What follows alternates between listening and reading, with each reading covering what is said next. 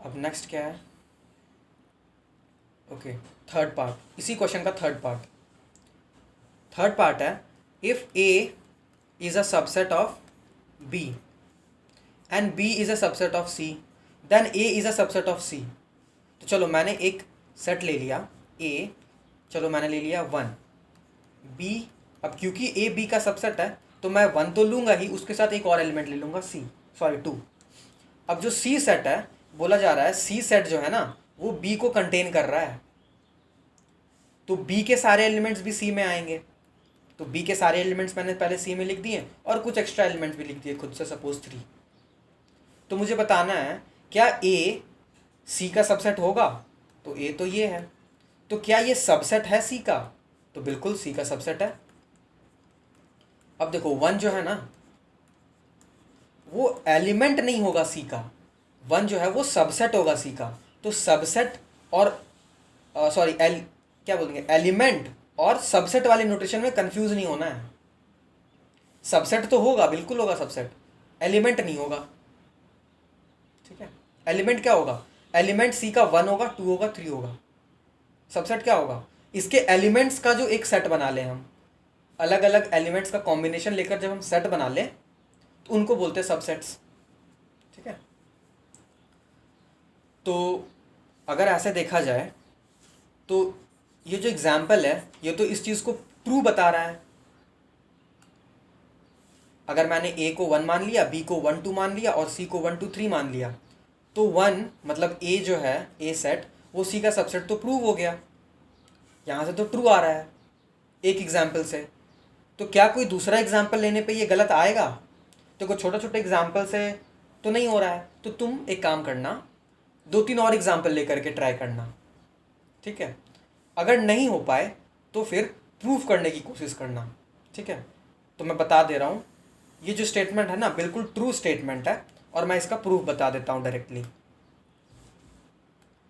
तो proof, third का proof.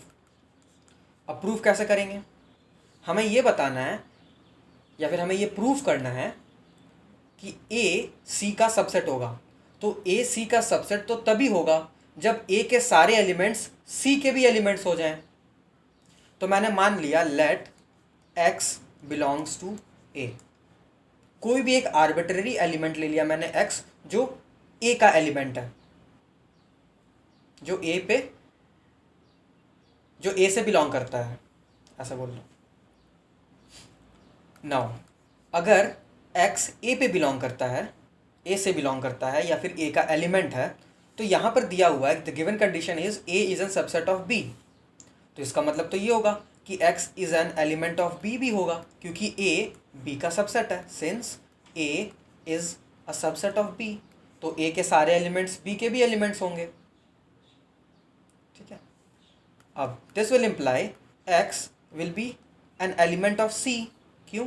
क्योंकि ये भी गिवन है कि b is a subset of c। तो b के पास भी जितने एलिमेंट्स होंगे वो सारे एलिमेंट्स c के भी होंगे। तो अगर b के पास x है तो x c के पास भी होंगे। ठीक है, नाउ दिस इम्प्लाइज, अब हमने शुरू किया था x बिलोंग्स टू a के साथ और हम पहुंच गए x बिलोंग्स टू c। तो अगर मैं कोई भी आर्बिट्ररी एलिमेंट उठाऊं a का और मैं ये प्रूव कर दूं कि x c पे बिलोंग कर रहा है, जो हमने प्रूव कर दिया है, तो मैं ये बोल सकता हूं कि a जो है ना वो c का सबसेट है। x के हर एक एलिमेंट c के भी एलिमेंट है, तो a सबसेट हो गया c का। ओके, नाउ नेक्स्ट क्वेश्चन क्या था? क्वेश्चन नंबर 4 बोल रहा है a is not a subset of b, b is not a subset of c। तो मैं एक बार लिख लेता हूँ, fourth number, a is not a subset of b, b is not a subset of c। और हमें बताना क्या है? यहाँ पर गिवन है a not a subset of c। ये बोल रहा है a जो है वो c का सबसेट नहीं होगा। तो क्या पता सही बोल रहा है या गलत बोल रहा है, यही बताना है हमें। a not a subset of c। ठीक है, देन तो ये बताना है कि सही है या गलत है। तो देखो ए जो है वो बी का सबसेट नहीं है, तो मैंने मान लिया, पहले तो मैं एग्जाम्पल से देखूंगा, अगर एग्जाम्पल से ट्रू आ रहा है तो फिर मैं प्रूफ की तरफ जाऊंगा। तो ए इज इक्वल टू मैंने मान लिया एक एलिमेंट है 1, तो क्योंकि ए बी का सबसेट नहीं है तो मैं बोलूँगा कि बी के पास कोई एक दूसरा एलिमेंट ले लो, ए का एलिमेंट मत लो, तो मैंने ले लिया 2। अब क्योंकि ए का एलिमेंट बी के पास नहीं है तो मैं बोलूँगा ए जो है वो बी का सबसेट नहीं है, तो ये कंडीशन सेटिस्फाई हो गया। तो सिमिलरली बोला जा रहा है बी जो है वो सी का सबसेट नहीं है, तो चलो मैं सी के पास एक और एलिमेंट ले लेता हूँ जो बी के पास नहीं होना चाहिए। जैसे बी के पास 2 है तो मैं सी में 2 नहीं लूँगा, चलो सपोज मैं 3 ले लेता हूँ, तो B is not a subset of C, क्योंकि बी के एलिमेंट सी के पास नहीं है, तो this condition is also satisfied. तो क्या ए सी का सबसेट होगा या नहीं होगा? तो देखो अगर हम ऐसे देखें ना तो हमें पता चलेगा 1 सबसेट होगा क्या 3 का? नहीं होगा, तो ये तो ट्रू लग रहा है ना। तो क्योंकि हमने ऐसा एग्जाम्पल चूज किया है जो इस कंडीशन को ट्रू बता रहा है, डज नॉट मीन कि ये स्टेटमेंट हमेशा ट्रू होगा। अब देखो फॉर एग्जाम्पल अगर मैं एग्जाम्पल में थोड़ा सा चेंज कर दूं, अगर मैं यहाँ पर 1 लिख दूं, अब भी ये दोनों कंडीशन सेटिस्फाइड है। ए 1 है, बी 2 है, तो A is not a subset of B, बिल्कुल ट्रू है। बी अगर 2 ले लिया मैंने और सी अगर मैंने 1 ले लिया तो B is not a subset of C, ये कंडीशन भी ट्रू है। नाउ अब चेक करना ए सबसेट ऑफ सी के लिए, तो क्या हो जाएगा? ए सॉरी ए क्या है?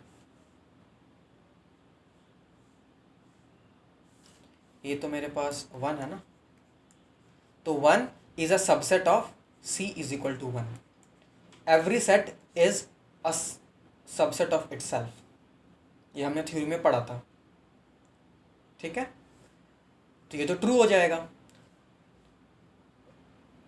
मतलब ये ट्रू हो जाएगा तो ये फॉल्स हो जाएगा, ठीक है। A is not a subset of C, ये फॉल्स हो जाएगा क्योंकि हमने एक एग्जाम्पल के थ्रू दिखा दिया कि ए सी का सबसेट हो सकता है, तो दिस स्टेटमेंट इज फॉल्स, ठीक है।